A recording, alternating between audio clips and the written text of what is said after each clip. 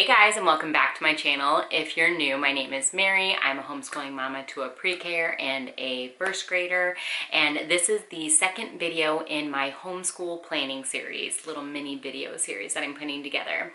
The first one was just a video going over at a high level what types of planning at an annual perspective there are, weekly, what it looks like from a day-to-day scheduling, how some different homeschoolers do it. So this video is going to be more personal towards how we do everything.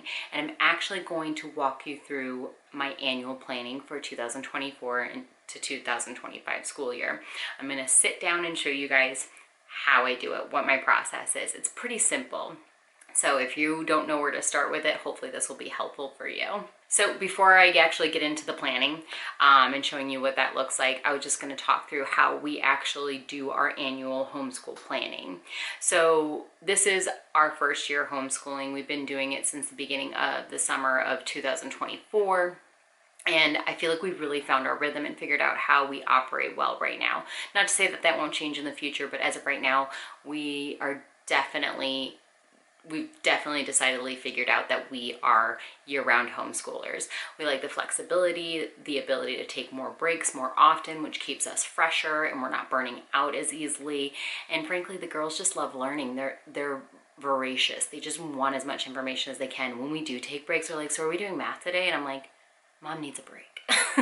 Don't you guys? And they're like, no. And I'm like, okay, I guess we'll do some math.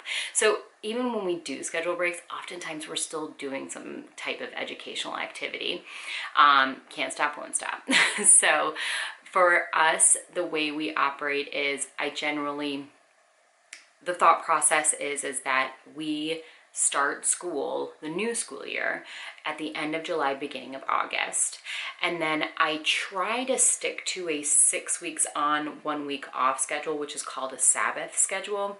However, it's not perfectly 6 weeks each iteration, just because holidays pop up, vacations that we take annually pop up, so we have to work those in. So it's a little bit of a Sabbath schedule, a little bit of working around our life kind of schedule.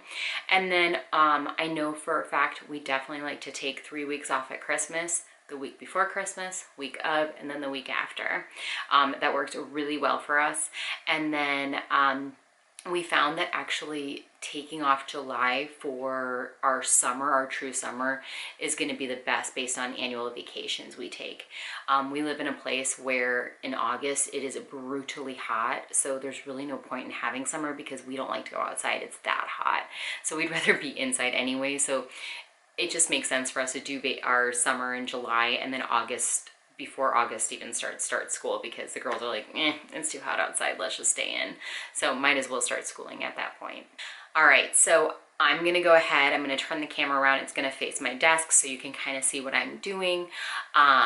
And then walk you through the process. The process is very much pen and paper. From a planning perspective, like actual curriculum, I use Trello, which is a digital planning system. It's actually a project management tool.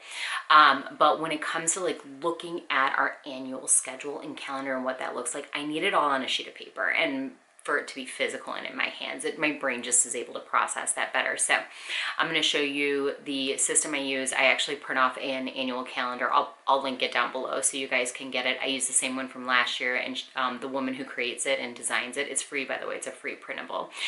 She already has the new 2024-2025 academic calendar out already, so it's perfect. So I've already printed it out, so let's get going.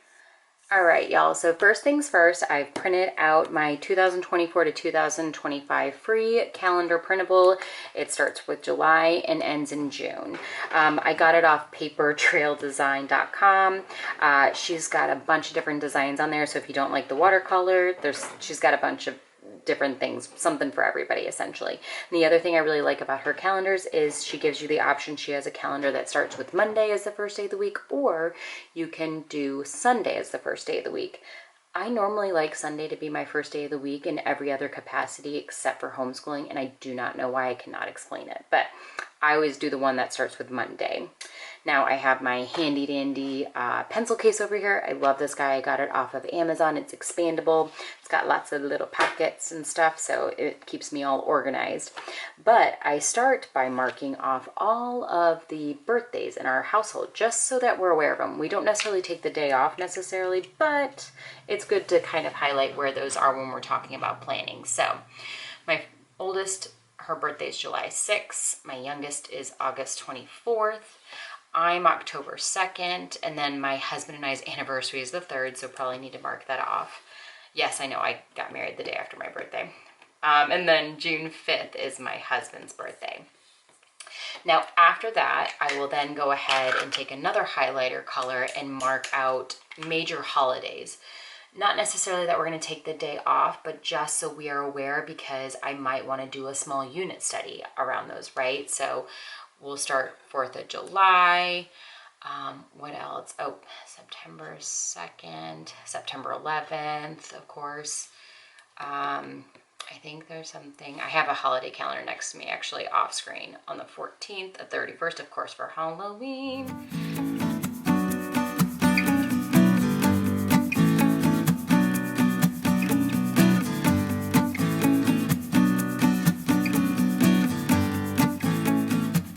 And then I think that's it, June 15th, yep, okay.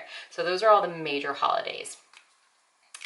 And then what I do is I use pink to distinguish that we are going to be off that day. We're not going to do school that day. So first one to do is, of course, our summer. So I am going to plan on having July be our actual summer this year, just for the whole week. The reason being is that we take a week-long vacation. It's my daughter's birthday, 4th of July. There's a whole lot going on.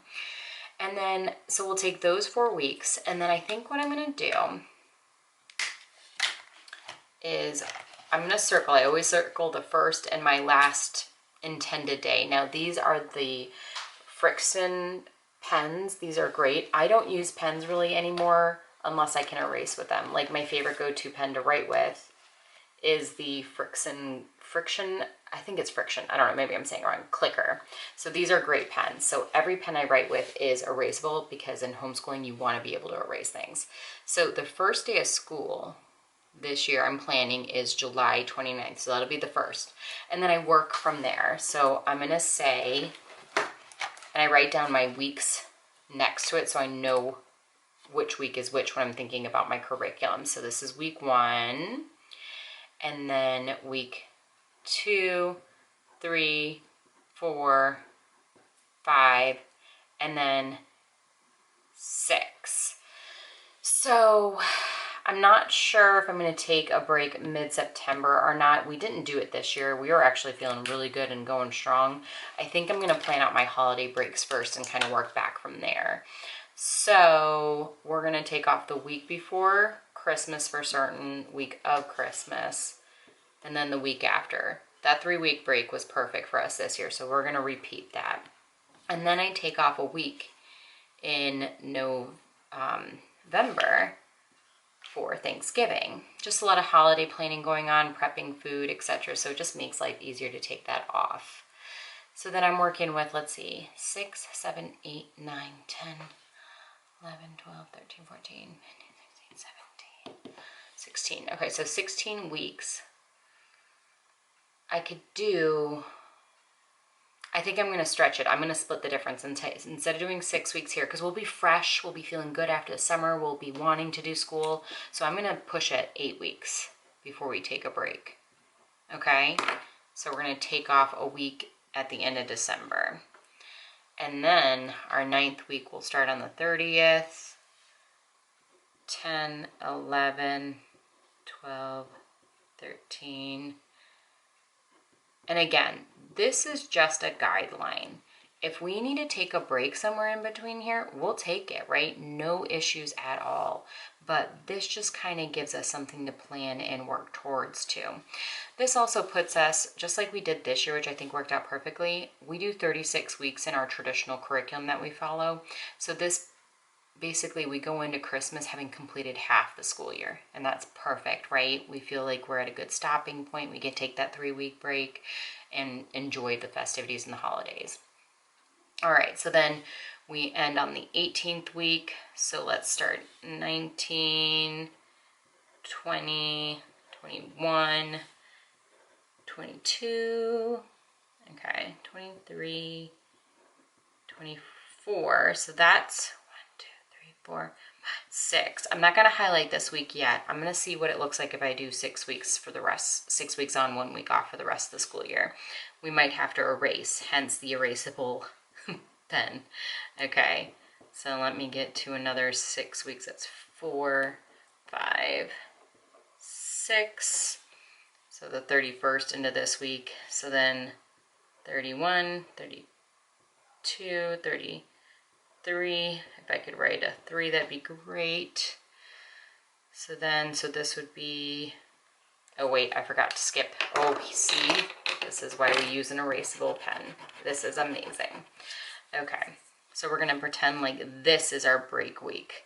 All right, so 31, 32, 33, 34, 35, 36. So that would put us at the end of our curriculum to the end of May. Now, realistically, we could probably take another break, but what we end up doing is we do a little bit of a summer school, a mini summer school, end of May into June, where we might still continue our math and some of our language arts, but nothing too heavy. And then we do like a unit study. Like this coming summer, we're going to do Me and My Amazing Body from Little School of Smith's unit study. And I think the girls are going to absolutely love it. So I'm okay with that working out that way. So then we'll take a break here. That'll be another break. And then June, a 4-week period, will be a summer school of sorts that we'll do. So I'll put, here, I'm gonna put it this way. Summer school. So that looks pretty good to me. I feel good about that. So what I'm gonna do now that I figured out our first day, so let's circle our last day. That's May 24th is what we're targeting. Again, any of this could change throughout the school year as things move. A new vacation might pop up. We might get sick. It happens. But then what I like to do is I like to go in there. Not that it really makes a difference, but for me and my brain, it allows me to just compartmentalize. So I'm going to come in here and write out the terms.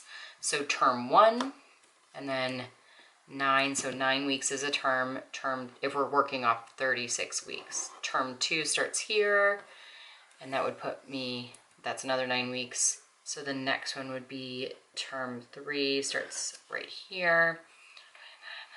So it'd be 28, so the 28th week starts term 4. And then the last thing I like to do, just so I can make sure I know what I'm talking about later on when I look back at this, I like to create a key. So I'll put like the highlighter orange meant birthdays and anniversaries. What else did I use? I used the green for holidays. Okay, what else? Oh, pink for either, break or summer. And then I use the circle for the first and last day of school. Just so I know what I'm talking about later when I come back and look at this. So let's go ahead and fill that in. Okay, so orange equals birthdays / anniversaries. Green equals holidays. Awesome sauce. Pink means no school or summer. My handwriting's getting worse as I go. And the circle means first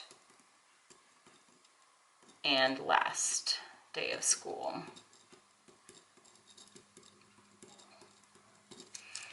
All right, so I'm feeling pretty good about this. And then what I'll do is then I will take this, and this will allow me to kind of start compartmentalizing with the curriculum that we decided to go with, planning throughout. Maybe I'll plan the first 6 weeks before we get into this to the summer, so I kind of know what I'm looking at, and I might, I might change some things, of course, with time, new things pop up, but at least I can start getting my planning going, so I'm not hitting July 29th going, oh my gosh, what are we doing this first week of school? All right, y'all, I hope that was helpful. I know it's really nothing special. It's not like super fancy digital planning or anything like that, but there is something about paper and pen that just helps me process it and look at it from a high level point of view. And then I go digital when I get into the weeds a bit and the days and the weeks, right, when I'm planning the actual curriculum out.